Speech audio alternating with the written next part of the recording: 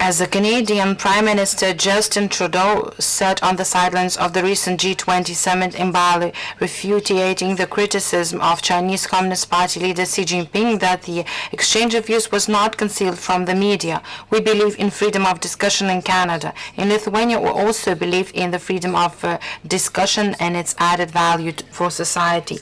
Certainly, cultural diplomacy and diplomacy in general does not exist in a completely sterile an ambiguous environment.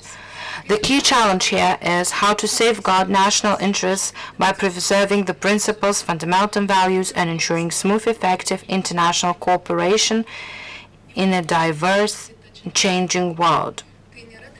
This is not a trivial task, and cultural diplomacy, which is discussed in today's scientific conference, makes a significant contribution to finding optimal solutions. The war in Europe gives us a fresh look at seemingly well-established things, forces us to consider new circumstances. The norms have changed in numerous areas. Assistance to Ukraine fosters different type of cooperation. We become close to each other in the closest ways possible. The context is very changing, but we want to defend our interests in the international arena.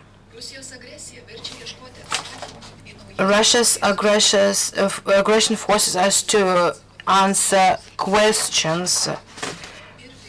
How much cooperation lies in vindication? How big is threat where culture as a value becomes the object of manipulation? These are just a few questions.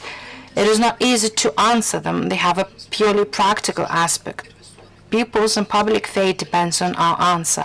Therefore, before we take political decisions, we must measure everything well and consider it. We have to engage in a debate. I would define two important points here. The first is that it is a scientific debate in this conference. The identification of positions in the public space, the exchange of views and the assessments, and their dissemination in a democratic context has a value in itself. However, the scientific criteria brings the discussion to a qualitatively high level. The analysis of the situation and the conclusions are made by experts, which compels politicians consider them more carefully and make an assessment. Another aspect lies in the title of the scientific conference itself. It is about the new post-war Europe that is considered in the context of cultural diplomacy.